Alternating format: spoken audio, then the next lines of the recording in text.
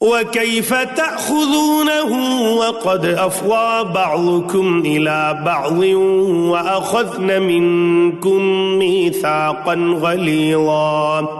وَلَا تَنكِحُوا مَا نَكَحَ آبَاؤُكُم مِّنَ النِّسَاءِ إِلَّا مَا قَدْ سَلَفَ إِنَّهُ كَانَ فَاحِشَةً وَمَقْتًا وَسَاءَ سَبِيلًا۔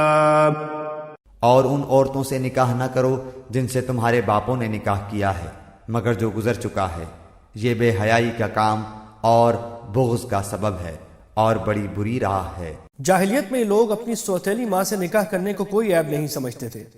اس آیت نے اس بے شرمی کو ممنوع قرار دے دیا۔ البتہ جن لوگوں نے اسلام سے پہلے ایسا نکاح کیا تھا ان کے بارے میں فرمایا گیا کہ پچھلا گناہ معاف ہے، کیونکہ اسلام لانے سے پچھلے گناہ معاف ہو جاتے ہیں، بشرط یہ کہ اس آیت کے نزول کے بعد نکاح کا یہ تعلق ختم کر لیا جائے۔ حرمت علیکم امہاتکم وبناتکم واخواتکم وعماتکم وخالاتكم وبنات الأخ وبنات الأخت وأمهاتكم اللاتي أرضعنكم وأخواتكم من الرضاعة وأمهات نسائكم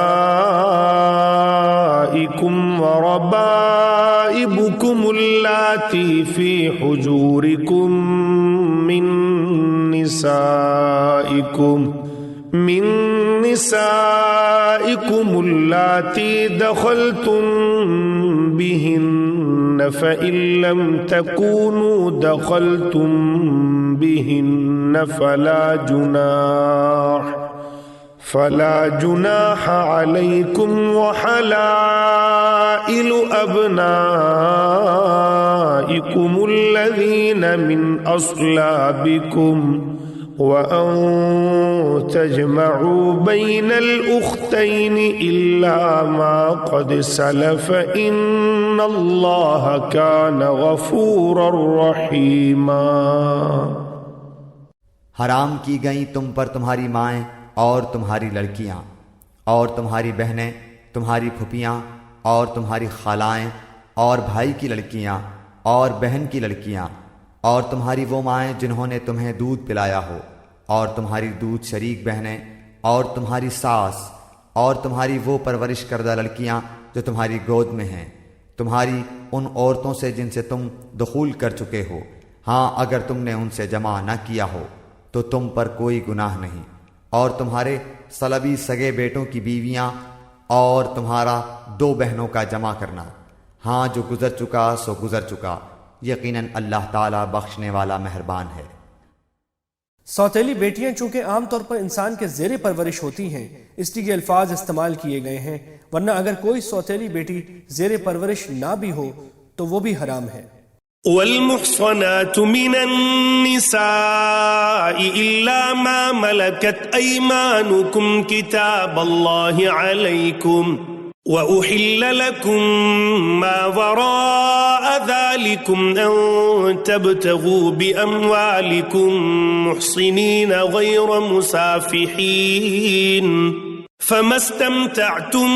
به منهن فآتوهن أجورهن فريضة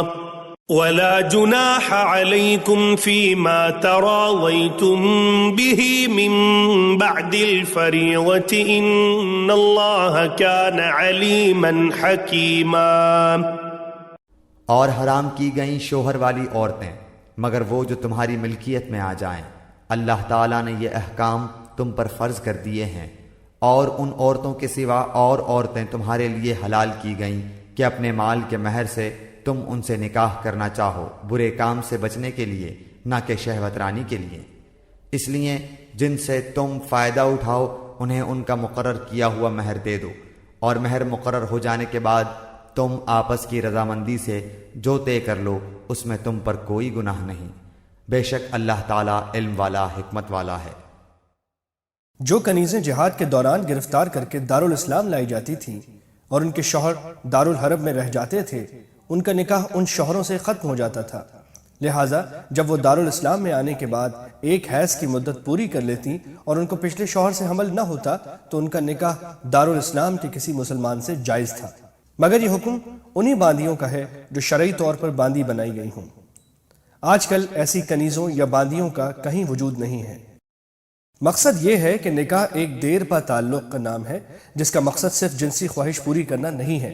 بلکہ ایک مضبوط خاندانی نظام کا قیام ہے جس پہ مرد اور عورت ایک دوسرے کے حقوق اور ذمہ داریوں کے پابند ہوتے ہیں، اور اس رشتے کو عفت و عصمت کے تحفظ اور بقائے نسل انسانی کا ذریعہ بناتے ہیں۔ صرف شہوت نکالنے کے لیے ایک عارضی تعلق پیدا کر لینا، خواہ وہ پیسے خرچ کر کے ہی کیوں نہ ہو، ہرگز جائز نہیں ہے۔ ومن لم يستطع منكم طولا أن ينكح المحصنات المؤمنات فمما ملكت أيمانكم من فتياتكم المؤمنات والله أعلم بإيمانكم بعضكم من بعض فانكحوهن بإذن أهلهن وآتوهن أجورهن بالمعروف محصنات غير مسافحات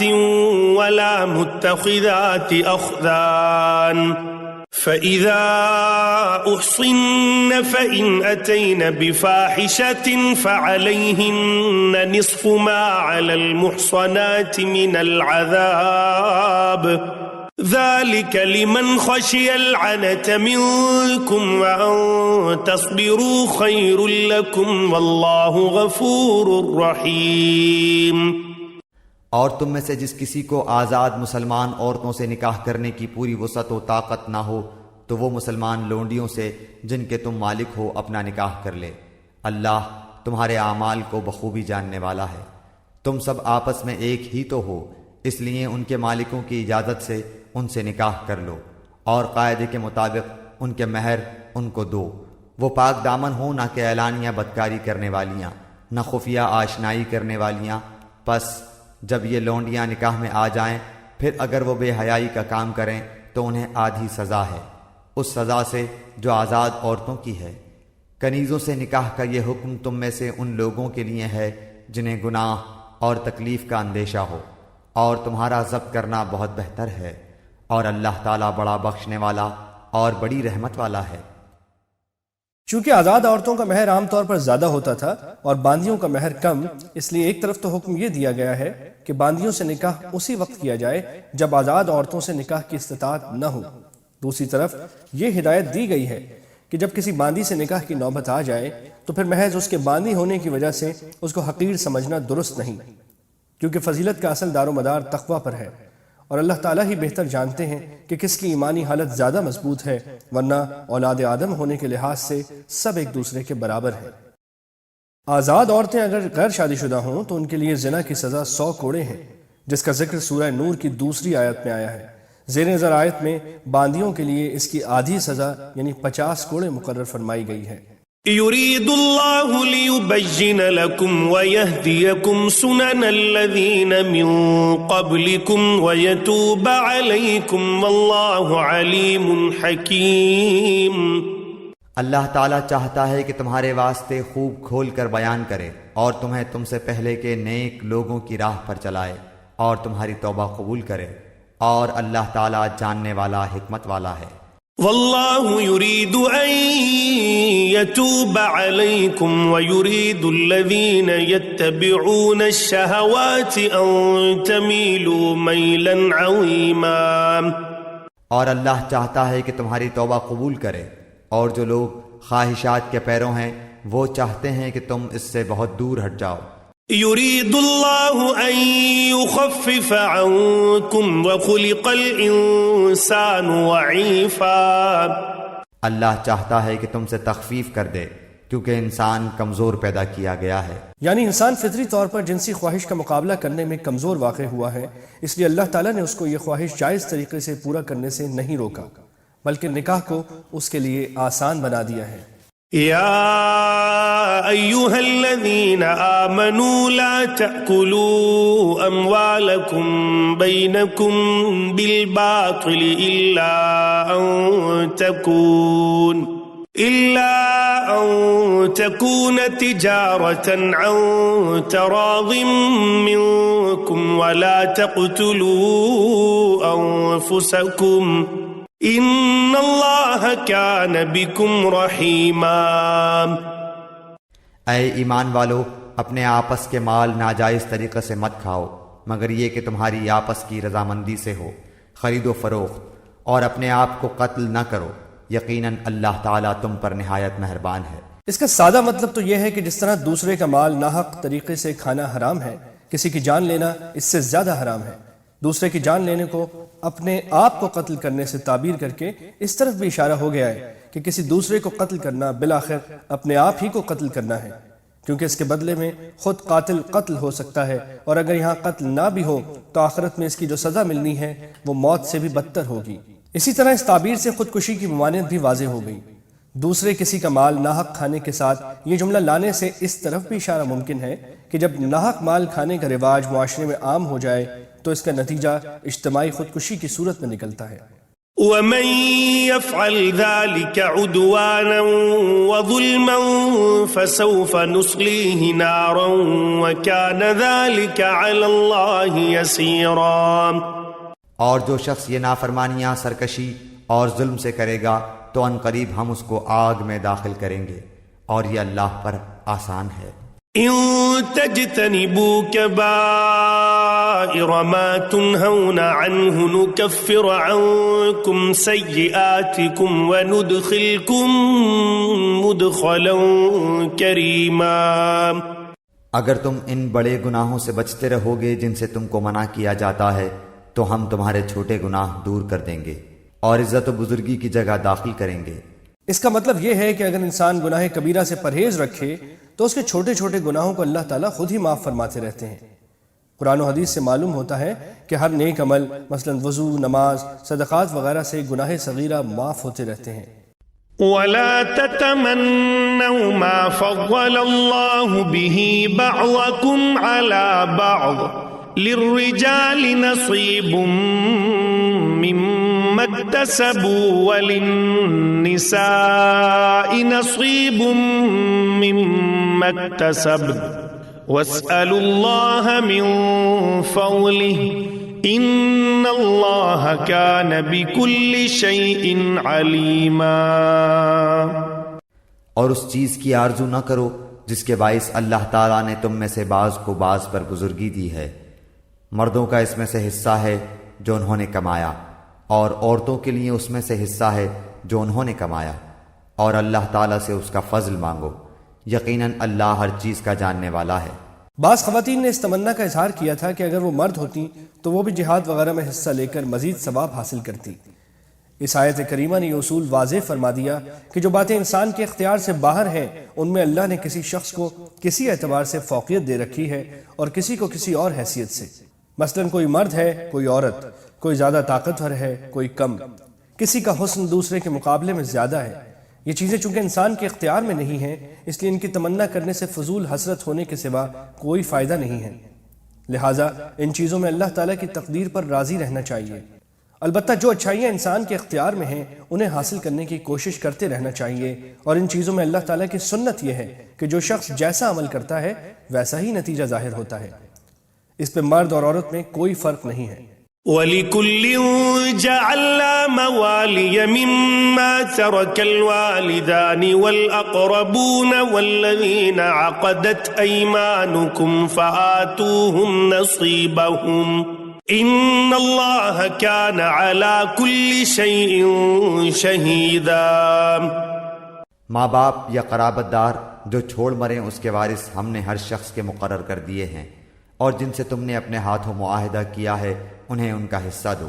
حقیقتاً اللہ تعالیٰ ہر چیز پر حاضر ہے۔ جب کوئی شخص اسلام لائے اور مسلمانوں میں اس کا کوئی رشتہ دار نہ ہو تو وہ جس شخص کے ہاتھ پر مسلمان ہوا ہے بعض اوقات اس کے ساتھ یہ عہد کر لیتا تھا کہ وہ دونوں آپس میں بھائی بن گئے ہیں، لہٰذا وہ ایک دوسرے کے وارث بھی ہوں گے، اور اگر ان میں سے کسی پر کوئی تاوان آ پڑا تو دوسرا اس کی ادائیگی میں اس کی مدد کرے گا۔ اس رشتے کو موالات کہا جاتا تھا، یہاں اسی معاہدے کا ذکر ہے، اور امام ابو حنیفہ رحمۃ اللہ علیہ کا مسلک اس آیت کی بنا پر یہی ہے کہ یہ رشتہ اب بھی کسی نو مسلم سے قائم ہو سکتا ہے، اور اگر دوسرے مسلمان رشتہ دار موجود نہ ہوں تو میراث میں بھی ان کا حصہ ہوگا۔ الرجال قوامون على النساء بما فضل الله بعضهم على بعض وبما أنفقوا من أموالهم فالصالحات قانتات حافظات للغيب بما حفظ الله واللاتي تخافون نشوزهن فعظوهن واهجروهن في المضاجع واضربوهن فإن أطعنكم فلا تبغوا عليهن سبيلا إن الله كان عليا كبيرا۔ مرد عورتوں پر حاکم ہیں اس وجہ سے کہ اللہ تعالیٰ نے ایک کو دوسرے پر فضیلت دی ہے، اور اس وجہ سے کہ مردوں نے اپنے مال خرچ کیے ہیں، پس نیک فرما بردار عورتیں خاوند کی عدم موجودگی میں بحفاظت الہی نگہداشت رکھنے والیاں ہیں، اور جن عورتوں کو نافرمانی اور بد دماغی کا تمہیں خوف ہو انہیں نصیحت کرو، اور انہیں الگ بستروں پر چھوڑ دو، اور انہیں مار کی سزا دو، پھر اگر وہ تابعداری کریں تو ان پر کوئی راستہ تلاش نہ کرو، بے شک اللہ تعالیٰ بڑی بلندی اور بڑائی والا ہے۔ وَإِنْ خِفْتُمْ شِقَاقَ بَيْنِهِمَا فَابْعَثُوا حَكَمًا مِّنْ أَهْلِهِ وَحَكَمًا مِّنْ أَهْلِهَا إِن يُرِيدَا إِصْلَاحًا يُوَفِّقِ اللَّهُ بَيْنَهُمَا إِنَّ اللَّهَ كَانَ عَلِيمًا خَبِيرًا۔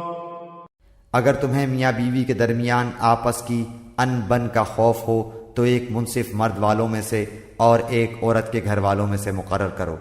اگر یہ دونوں صلح کرانا چاہیں گے تو اللہ دونوں میں ملاپ کرا دے گا، یقیناً اللہ تعالیٰ پورے علم والا، پوری خبر والا ہے۔